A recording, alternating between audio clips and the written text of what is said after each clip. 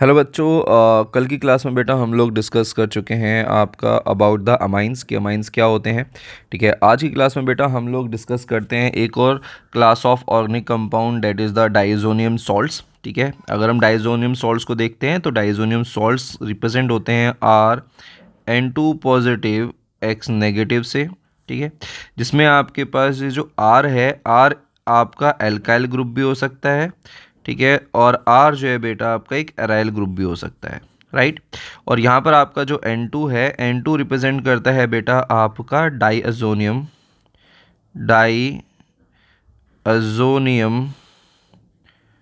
आपका ग्रुप। ठीक है, डाइअजोनियम ग्रुप। और यहाँ पर आपका जो X है वो आपका कुछ भी हो सकता है। आपका X जो है बेटा क्लोरीन हो सकता है, आपका X जो है HSO4 नेगेटिव, BF4 नेगेटिव, कुछ भी हो सकता है। बस बेसिकली आपके पास कोई भी एक नेगेटिव पार्ट बेटा आपका रहेगा। ठीक है, और आपका नाम चेंज होता रहता है अकॉर्डिंग टू द एक्स। जैसे अगर आपका Cl अटैच हो जाएगा तो उसको हम बेंजीन डाइज़ोनियम क्लोराइड कह देंगे। अगर आपका HSO4 नेगेटिव हो जाएगा तो बेंजीन डाइज़ोनियम हाइड्रोजन सल्फेट कह देंगे एंड सो ऑन। ठीक है, तो बेसिकली अगर हम देखते हैं तो आपका जो है बेटा एक्स के हिसाब से नाम हो जाते हैं, बट हमें इतना डिटेल में नहीं जाना है, ना ही हमें बेटा इसकी नाम की केमिस्ट्री में घुसना है। हमें सिर्फ और सिर्फ याद रखने हैं ये चीज़ें, और हमारे सिलेबस में हम लोग मेनली डिस्कस करते हैं आप लोगों का वो वाले बेटा डाइज़ोनियम सॉल्ट जिसमें हमारे पास हैलोजेंस रहेंगे। ठीक है, सो बेसिकली आपके पास जैसे मैंने आपको बताया कि आपका जो ये जो आर है, ये आर आपका एक एल्काइल ग्रुप भी हो सकता है और ये आर आपका एक एराइल ग्रुप भी हो सकता है। तो उसी के बेसिस पर बेटा आपके जो डाइज़ोनियम सॉल्ट हैं ये दो कैटेगरी में डिवाइड हो जाते हैं। एक हो जाते हैं प्राइमरी एलिफेटिक अमाइंस और दूसरे होते हैं आपके पास जो है सॉरी प्राइमरी एल्काइल डाइज़ोनियम सॉल्ट, और दूसरे हो जाते हैं बेटा आपके पास एराइल डाइज़ोनियम सॉल्ट्स। ठीक है, आपके जो है एल्काइल डाइज़ोनियम सॉल्ट हो जाते हैं और एराइल डाइज़ोनियम सॉल्ट्स होते हैं, डिपेंडिंग अपॉन कि ये आर एक जो है बेटा एल्काइल ग्रुप है या एराइल। बट आपके पास ये जो एल्काइल डाइज़ोनियम सॉल्ट्स होते हैं ये आपके कैसे रहते हैं, अनस्टेबल रहते हैं। ठीक है, एल्काइल डाइज़ोनियम सॉल्ट्स आर अनस्टेबल। जबकि अगर हम बात करते हैं ये जो आपके पास जो एराइल डाइज़ोनियम क्लोराइड्स होते हैं या एराइल डाइज़ोनियम जो सॉल्ट्स होते हैं ये आपके स्टेबल होते हैं सिर्फ और सिर्फ बेटा लो टेम्परेचर पर। हाई टेम्परेचर पर जाके ये भी आपके पास जो है अनस्टेबल हो जाते हैं। ठीक है, और इसकी जो स्टेबिलिटी होती है, इसकी स्टेबिलिटी जो एरिन डाइज़ोनियम जो आपके जो सॉल्ट्स हैं इनकी स्टेबिलिटी की अगर हम बात करते हैं तो ये रेजोनेंस की मदद से आपको देखने के लिए मिलेगा। अगर आप यहाँ पर नोटिस करेंगे तो यहाँ पर आपको देखने के लिए मिलेगा कि आपके पास जो बेंजीन के ऊपर जो N2 ग्रुप लगा है, डेट इज़ जो डाइएजोनियम ग्रुप लगा है, ये आपका रेजोनेंस जो है बेटा शो करता है, जिसकी वजह से यहाँ पर आपको स्टेबिलिटी देखने के लिए मिल जाती है। इनके मेथड ऑफ प्रिपरेशन की अगर हम बात करते हैं तो इसका एक मेथड ऑफ प्रिपरेशन है एंड बहुत सिंपल है। ये मेथड ऑफ प्रिपरेशन हम ऑलरेडी पहले भी डिस्कस कर चुके हैं कि आपके पास जो बेंजीन प्राइमरी अमाइंस होते हैं या फिर जो आपके पास एराइल प्राइमरी अमाइंस होते हैं उनका रिएक्शन बेटा आप लोग नाइट्रस एसिड के साथ करवा दो। डेट इज़ आप लोग HNO2 के साथ उनका रिएक्शन करवा दो एट अ पर्टिकुलर टेम्परेचर, आपको मिल जाएगा एरिन डाइज़ोनियम आपका क्लोराइड। ठीक है, और याद रखना है ये जो पूरी प्रोसेस है इस प्रोसेस को हम लोग कहते हैं बेटा आपका डाई एसोसिएशन। ठीक है, ये जो प्रोसेस है जिसमें आपके पास क्या बनता है, जिसमें आपके पास जो बेंजीन का फॉर्मेशन होता है डेट इज़ आपका डाई एसोसिएशन। ठीक है, फिजिकल प्रॉपर्टीज़ को अगर बेटा इसमें देखें तो फिजिकल प्रॉपर्टीज़ से भी इसमें क्वेश्चंस आपको देखने के लिए मिल सकते हैं। ठीक है, और जैसे सबसे पहले तो कलरलेस क्रिस्टलाइन जो है बेटा सॉलिड होता है, बहुत रेडली सॉलेबल होता है वाटर के अंदर, क्योंकि आप लोग जानते हैं एक सॉल्ट है तो वाटर के अंदर सॉलेबिलिटी इसकी बनती है। ठीक है, ये आपके पास जो है स्टेबल होता है आपका ठंडे पानी में जब ये ठंडा रहता है। ठीक है, बट जैसे आप लोगों ने पानी को थोड़ा सा जो है गर्म करा ये तुरंत उसके साथ जो है रिएक्शन स्टार्ट कर देता है। ठीक है, और अगर ये कैसा है बेटा, अगर ये आपका ड्राई स्टेट में है तो ये आपका डिकम्पोज कर जाता है। डिकम्पोज का मतलब है ये आपका क्या होता है, टूटना स्टार्ट कर देता है। ठीक है, और वहीं अगर हम लेके चलते हैं इसमें एक और प्रॉपर्टी डेट इज़ जो बेंजीन डाइज़ोनियम आपका फोरोबोरेट होता है ये वाटर इनसॉलेबल होता है और ये स्टेबल होता है रूम टेम्परेचर में। फोरोबोरेट माने जब आपके पास जो एक्स है, एक्स की जगह बेटा आपका क्या अटैच हो चुका है, एक्स की जगह बेटा आपका BF4 जो है अटैच है, तो डेट इज़ आपका बेंजीन फ्लोरोबोरेट जो है आपका फॉर्म हो जाएगा। अगर हम बेटा इसकी केमिकल प्रॉपर्टीज़ की बात करते हैं तो केमिकल प्रॉपर्टीज़ भी बेटा इसकी काफ़ी इंपॉर्टेंट है। इसमें अभी एक आपको एंडिंग में काफ़ी फेमस जो है बेटा रिएक्शन देखने के लिए मिलेगी। ठीक है, अभी तो हम लोग जो रिएक्शन डिस्कस करेंगे वो आपकी वो रिएक्शंस हैं जो आप लोग ऑलरेडी बेटा डिस्कस कर चुके हैं। ठीक है, समझिए सबसे पहले इसकी जो केमिकल प्रॉपर्टीज़ है इसको हम लोग दो कैटेगरीज में डिवाइड करते हैं। पहली कैटेगरी वो यानी वो रिएक्शंस जिसमें आपके पास जो नाइट्रोजन ग्रुप है या फिर हम कहते हैं जो डाई एजो ग्रुप है उसका डिस्प्लेसमेंट होता है। ठीक है, यानी ऐसी रिएक्शन जिसमें आपका जो नाइट्रोजन ग्रुप या फिर जो डाई एजो ग्रुप है वो हटा दिया जाता है। दूसरी रिएक्शंस वो रहती हैं जिसमें आपके पास बेटा जो डाई एजो ग्रुप है वो आपका हटेगा नहीं, वो वहीं पर प्रेजेंट होगा, यानी डेट इज़ रिटेंशन ऑफ बेटा डाई एजो ग्रुप। ठीक है, तो दोनों टाइप ऑफ रिएक्शंस हमें बेटा डिस्कस करनी है। तो सबसे पहले हम लोग डिस्कस करेंगे उन रिएक्शंस के बारे में जिसमें आपके पास जो नाइट्रोजन है उसका डिस्प्लेसमेंट होता है। ठीक है, अब एक चीज़ याद रखनी है आप लोगों को कि भाई आपका ये जो डाई एजो ग्रुप है ना, ठीक है, ये काफ़ी अच्छा जो है बेटा लिविंग ग्रुप भी है। ठीक है, ये काफ़ी अच्छा जो है बेटा लिविंग ग्रुप है, तो इसलिए कोई भी आपके पास जो एनायन है ये इसको आराम से रिप्लेस कर सकता है। ऐसे क्लोराइड हो गया, कोई भी होगा, इसको आराम से जो है बेटा इसकी एरोमेटिक रिंग से डिस्प्लेस कर देगा। ठीक है, इसी के बेसिस पर यहाँ पर आपके दो प्रोमिनेंट रिएक्शंस हैं, दो प्रोमिनेंट नेम रिएक्शन है। एक है आपके पास सेंडमियर्स रिएक्शन। ठीक है, फर्स्ट इज सेंडमियर रिएक्शन एंड दूसरा है बेटा आपके पास गेटरमैन रिएक्शन। ठीक है, बहुत सिंपल सी रिएक्शंस हैं सेंडमियर और गेटरमैन रिएक्शन। इसमें हम लोग सेंडमियर में हम लोग कॉपर 1 आयन को यूज़ करते हैं, यानी Cu2Cl2 in the presence of N acid. ठीक है, और बहुत सिंपल है, आपका ये पूरा का पूरा जो पार्ट है ना, ये पूरा का पूरा पार्ट ही रिमूव हो जाता है।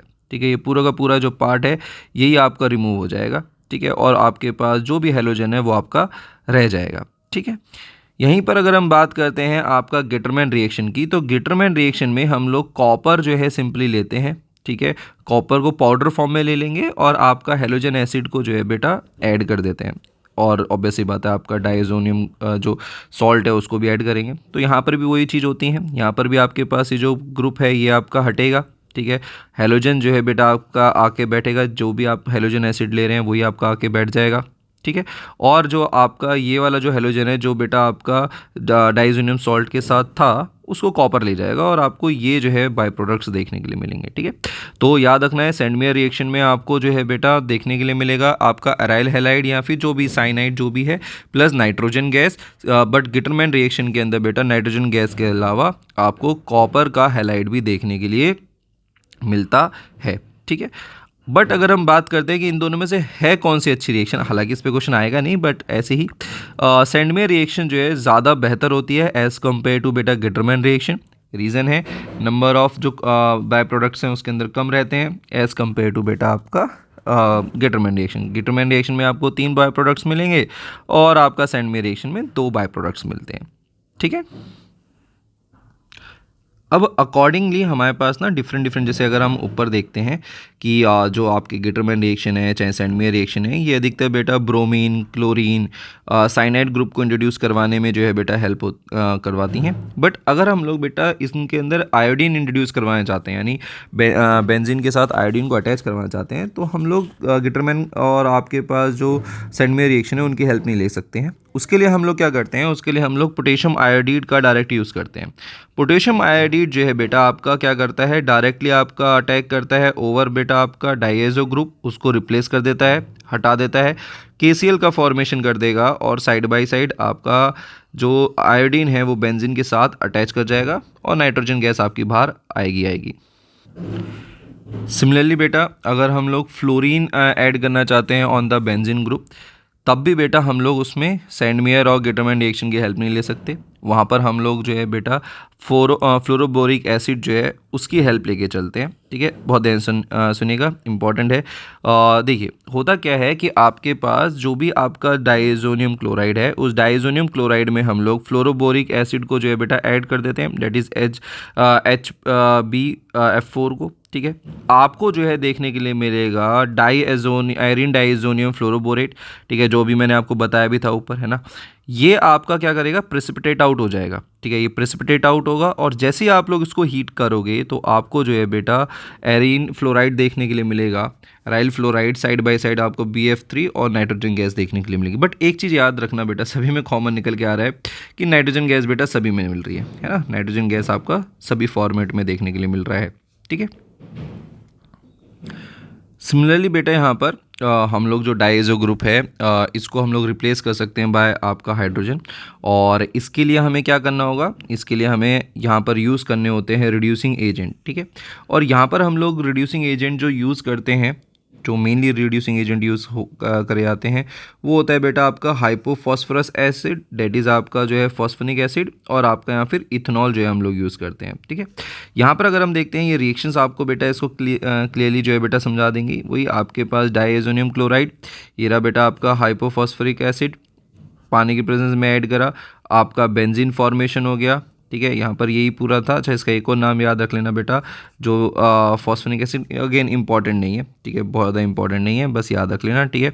और दूसरा हो जाएगा आपका ये जो आपका हाइपोफॉस्फोरिक एसिड था, ये आपका कन्वर्ट हो जाएगा आपका फॉस्फोरस एसिड के अंदर, और आपका जो है फॉर्मेशन होगा आपका बेंजीन का। सिमिलरली आप जो है इथेनॉल को यूज़ कर सकते हो, इथेनॉल के साथ भी यही होगा कि आपका जो इथेनॉल है वो बेंजीन बना देगा, ठीक है।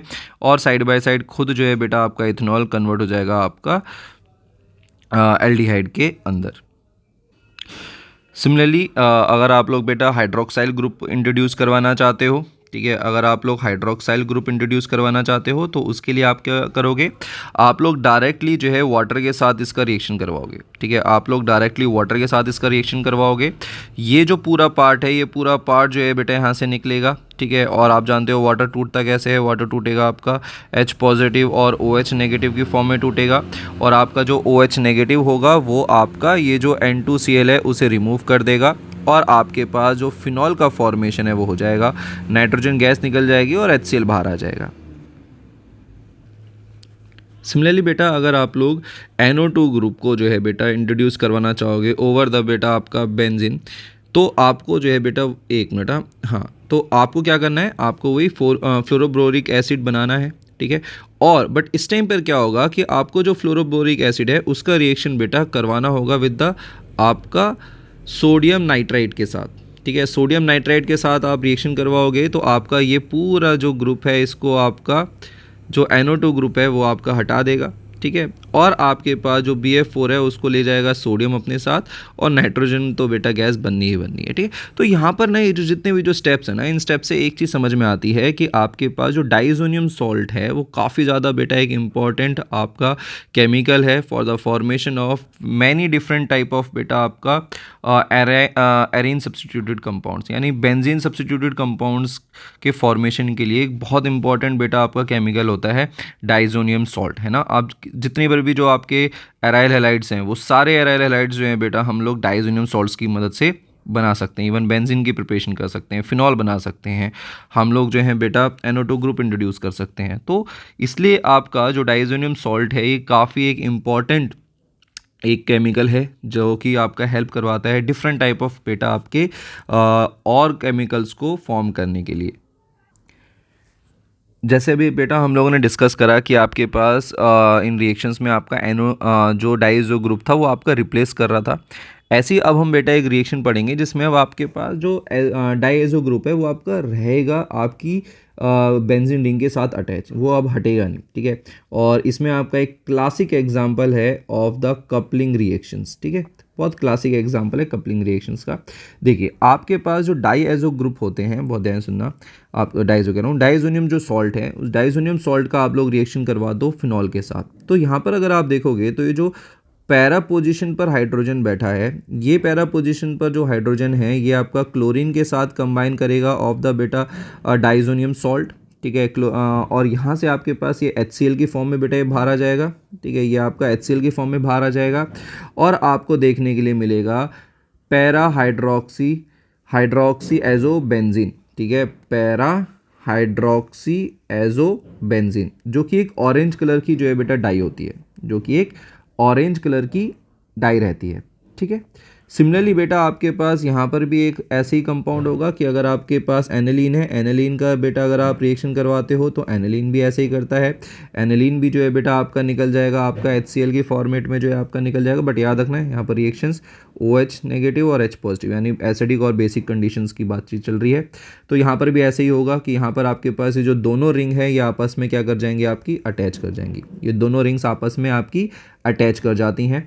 और यहाँ पर देखो इन दोनों रिंग्स के बीच में आपको जो है बेटा नाइट्रोजन देखने के लिए मिलेगा। इन दोनों रिंग्स के बीच में आपको नाइट्रोजन एटम्स देखने के लिए मिलेंगे जो कि आपस में अटैच्ड हैं बाय अ डबल बॉन्ड, जो कि आपस में अटैच्ड हैं बाय आपका डबल बॉन्ड। ठीक है, और इनको हम लोग कहते हैं आपका azo groups.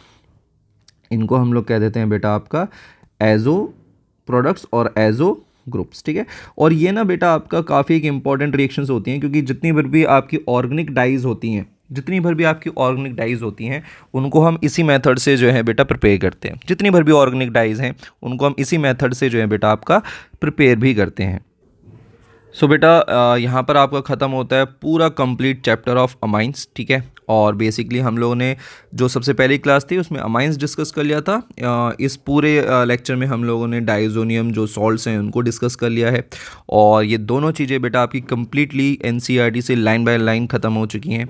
And I hope आप लोगों को समझ में आया होगा। ठीक है, और ट्राई करो चीज़ों को और दिमाग में उतारने की। एंड क्वेश्चंस जो है बेटा प्रैक्टिस करो। NCERT के क्वेश्चंस बहुत होते हैं, NCERT के क्वेश्चंस को अच्छे से करो। ठीक है, एंड आई होप मैं आप लोगों के लिए NCERT के सारे सॉल्यूशंस की जो है बेटा वीडियो भी जल्दी से लेके आने का ट्राई करूँगा ताकि आप लोगों को कुछ बेनिफिट जो है बेटा मिले और आपके जो नंबर हैं और बेहतर हों। बट हाँ प्लीज़ एक बार इसको 1.5x या फिर 2x पे लगा के ज़रूर देख लेना। ठीक है, एग्ज़ाम से पहले, ताकि आप लोगों को जो है इन डेप्थ नॉलेज मिलेगी और नंबर जो आपके कटने के चांसेस हैं वो थोड़े से रिड्यूस हो जाएंगे।